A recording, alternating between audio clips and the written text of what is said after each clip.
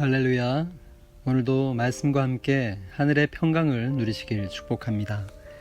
하나님의 말씀은 골로새서 3장 12절에서 4장 1절 말씀입니다. 제가 12절에서 17절 말씀을 봉독합니다. 그러므로 너희는 하나님이 택하사 거룩하고 사랑받는 자처럼 긍휼과 자비와 겸손과 온유와 오래 참음을 옷 입고 누가 누구에게 불만이 있거든 서로 용납하여 피차 용서하되 주께서 너희를 용서하신 것 같이 너희도 그리하고 이 모든 것 위에 사랑을 더하라. 이는 온전하게 매는 띠니라. 그리스도의 평강이 너희 마음을 주장하게 하라. 너희는 평강을 위하여 한 몸으로 부르심을 받았나니 너희는 또한 감사하는 자가 되라. 그리스도의 말씀이 너희 속에 풍성히 거하여 모든 지혜로 피차 가르치며 권면하고 시와 찬송과 신령한 노래를 부르며 감사하는 마음으로 하나님을 찬양하고 또 무엇을 하든지 말에나 일에나 다 주 예수의 이름으로 하고 그를 힘입어 하나님 아버지께 감사하라. 아멘.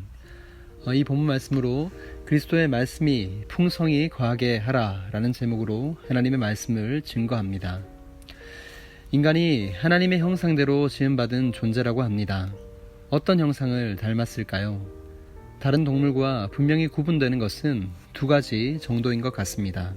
하나는 영적인 존재입니다. 영, 이 스피리트는 인간만이 유일합니다. 영이신 하나님과 소통할 수 있는 유일한 피조물이 바로 우리 인간입니다. 죄로 인해 이 영적 감각이 많이 손상되었지만 하나님의 은혜로 회복되었고 더욱 회복되어져 가고 있는 우리가 바로 그리스도인입니다. 하나님의 형상을 닮은 또 한 가지는 언어를 가진 존재입니다.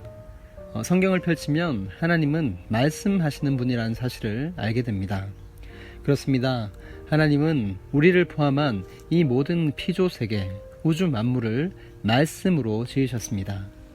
또한 말씀이 육신이 되어 우리 가운데 오셨는데 그가 바로 우리 주 예수 그리스도이십니다. 예수님께서 이 땅에 오셔서 하나님을 보여주셨고 또 하나님 나라를 선포하셨는데 많은 부분이 다 말씀이셨습니다. 말씀을 통해 우리는 하나님의 마음과 생각을 알 수가 있습니다. 우리도 마찬가지입니다.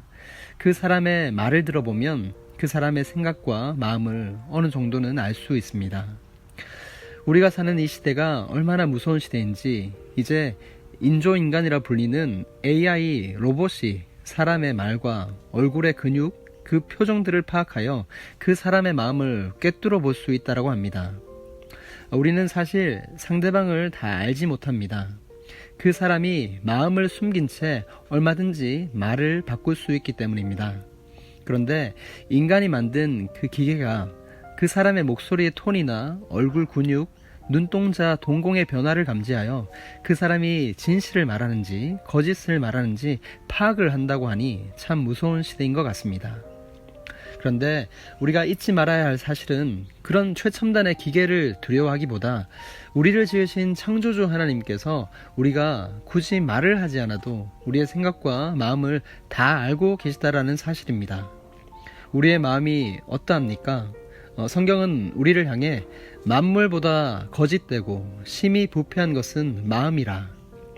의인은 없나니 하나도 없으며 깨닫는 자도 없고 하나님을 찾는 자도 없고 다 치우쳐 함께 무익하게 되고 선을 행하는 자는 없나니 하나도 없도다 라고 정확히 진단합니다. 죄로 인해 타락하여 끊임없이 땅의 것을 추구하는 우리를 적나라하게 진단한 성경 말씀입니다. 그런데 그런 우리가 은혜를 입은 자가 되었습니다. 바로 그리스도로 옷 입은 자가 되었다라는 것입니다.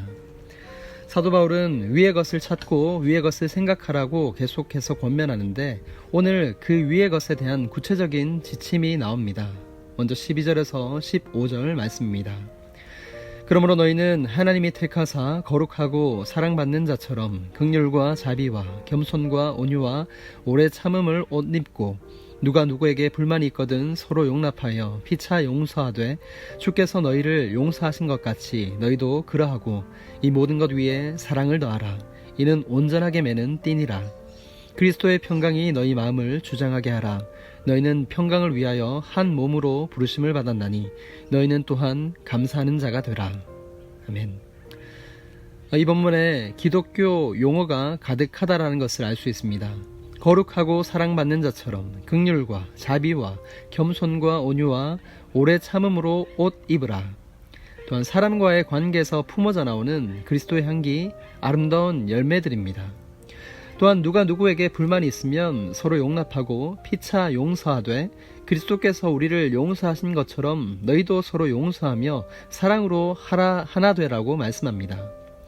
서로 화평하게 하는 자로 살라고 또한 권면합니다. 여러분, 십자가의 핵심이 바로 용서와 사랑입니다. 갚을 수 없는 1만 달란트를 예수님의 십자가 보혈로 탕감받은 자가 바로 우리들입니다. 매일의 삶 속에 가까운 사람들끼리 용서하지 못할 일이 우리는 얼마나 많은지요. 그럴 때 우리는 다시 그리스도의 십자가, 그곳에 달린 예수님을 바라보아야 합니다. 거기에 우리를 위한 하나님의 한없는 용서가 여전히 예수의 피로 흐르고 있습니다. 내가 흘려야 할 그 피가 또한 상대방에게 흘렸으면 하는 그 주홍 같은 붉은 피가 이미 주님의 보혈로 흐르고 있음을 믿으시기 바랍니다. 그 십자가 사랑 붙들고 오늘도 서로 사랑하며 또 용서하며 하나 되는 거룩함을 이루시기를 축복합니다. 계속해서 사도 바울은 좀 더 구체적으로 가정을 향한 말씀을 전합니다. 18절에서 23절 말씀입니다. 아내들아 남편에게 복종하라. 이는 주 안에서 마땅하니라. 남편들아 아내를 사랑하며 괴롭게 하지 말라. 자녀들아 모든 일에 부모에게 순종하라. 이는 주 안에서 기쁘게 하는 것이니라. 아비들아 너희 자녀를 노엽게 하지 말지니 낙심할까 함이라. 종들아 모든 일에 육신의 상전들에게 순종하되 사람을 기쁘게 하는 자와 같이 눈가림만 하지 말고 오직 주를 두려워하여 성실한 마음으로 하라. 무슨 일을 하든지 마음을 다하여 주께 하듯 하고 사람에게 하듯 하지 말라. 아멘. 우리의 일상에서 적용되어지는 아주 구체적이고 실제적인 지침입니다. 이것이 하나님 나라를 이 땅 가운데 사는 자녀됨의 원리입니다. 팬데믹의 위협을 살고 있는 우리에게 이 말씀이 참으로 실제적으로 와닿습니다. 성령의 감동으로 바울을 통해 주신 가정을 향한 이 교훈이 우리를 향한 하나님의 교훈이요 또한 책망이며 바르게 함과 의로 교육하기에 유익한 하나님의 뜻임을 명심하십시다. 가정은 교회입니다. 우리가 이것을 놓쳐서는 안 됩니다. 하나님께서 최초로 이루신 공동체가 바로 가정입니다. 초대교회를 보면 가정이 모여서 교회를 이루었습니다. 이것을 결코 간과해서는 안 됩니다. 그래서 가정이 교회요, 또한 교회가 또한 주 안에서 새로운 큰 가정인 것입니다. 주 안에서 우린 한 가족입니다. 그래서 가정마다 목회자가 있어야 합니다. 가정의 목회자가 누구일까요? 가장이 그 가정의 목회자입니다. 아내들아 남편에게 복종하라. 이는 주 안에서 마땅하니라. 남편들아 아내를 사랑하며 괴롭게 하지 말라. 자녀들아 모든 일에 부모에게 순종하라. 이는 주 안에서 기쁘게 하는 것이니라. 가정의 목회자는 남편이 되어야 합니다. 그러나 아직 믿지 않는 남편이라면 아내가 영적 목회자가 되어야 합니다. 말씀을 보면서 저는 스스로 얼마나 이 가정의 가장으로서 영적 리더십을 발휘하고 있는지 생각해 보았습니다. 우리는 얼마나 하나님이 세우신 이 가정을 위해서 기도했을까 그런 생각이 들었습니다. 어떤 기도보다 우리 가정을 위해 기도하십시다. 가정의 목회자에게 진리의 말씀과 성령의 충만함으로 하나님의 다스림이 각 가정 가운데 잘 흘러갈 수 있도록 기도하십시다. 특별히 남자 성도들의 영적 리더십의 회복을 위해 기도하면 좋을 것 같습니다. 각 가정마다 아브라함, 모세와 같은 또한 여호수아와 사무엘, 다니엘과 같은 영적 제사장들이 잘 세워질 수 있도록 기도하십시다. 하나님께서 우리에게 주신 오늘 이 말씀은 사실 너무나도 잘 아는 말씀입니다. 그런데 알지만 실제로 살아내기가 참 힘들다는 것은 부인할 수 없는 우리의 고백입니다. 언제나 신앙과 삶의 괴리가 여기에 있습니다. 앞에 언급한 거룩과 긍휼, 자비, 온유, 겸손, 오래 참음, 용서와 사랑, 그리고 실제로 그것을 가정 가운데 적용해야 하는 남편과 아내, 그리고 부모와 자녀 관계의 모든 지침들을 이룰 수 있는 비결의 말씀이 오늘 중심에 있습니다. 오늘 말씀의 핵심입니다. 16절, 17절의 말씀을 다 같이 봅니다. 그리스도의 말씀이 너희 속에 풍성히 거하여 모든 지혜로 피차 가르치며 권면하고 시와 찬송과 신령한 노래를 부르며 감사하는 마음으로 하나님을 찬양하고 또 무엇을 하든지 말에나 일에나 다 주 예수의 이름으로 하고 그를 힘입어 하나님 아버지께 감사하라. 아멘. 가장 중요한 것은 하나님의 말씀입니다. 사랑하는 성도 여러분, 하나님을 알 수 있는 가장 정확한 길은 우리에게 주신 특별 계시인 바로 성경 말씀입니다. 성경을 사랑하시기를 축복합니다. 성령 충만이라는 말은 사실 말씀 충만에서 비롯되는 것입니다. 성령 충만하셨던 예수님도 성령 충만한 사도들도 한결같은 그들 안에 하나님의 말씀이 충만했습니다. 그러니까 우리는 기도해야 합니다. 다른 어떤 기도보다 내 안에 그리스도의 말씀이 충만하게 해달라고 말입니다.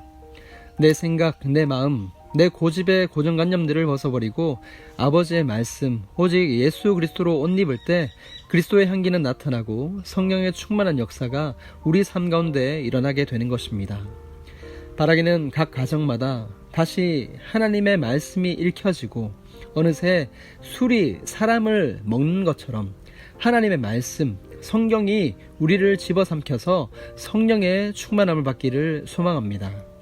그리하여 모든 가정이 말씀으로 회복되고 성령으로 충만하여 각 가족의 역할들이 살아나며 서로 사랑하며 용납하는 거룩한 가정이 되어서 학교와 일터, 직장과 교회, 삶의 터전 모든 곳 어디서든 하나님을 예배하고 담대히 하나님 나라를 증거하는 거룩한 주의 백성들 다 되시기를 우리 주 예수 그리스도의 이름으로 축복합니다.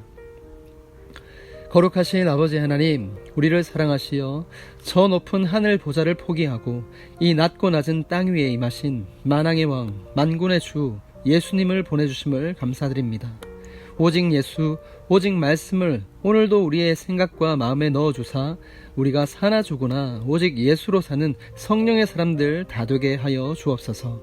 다만 그리스도의 말씀이 우리 안에 풍성히 거하게 하시어 모든 분열과 다툼을 이겨 화평케 하는 자로 아버지 하나님께 영광 올려드리는 삶을 오늘도 살게 하옵소서. 우리 구주 예수님의 이름으로 기도드립니다. 아멘.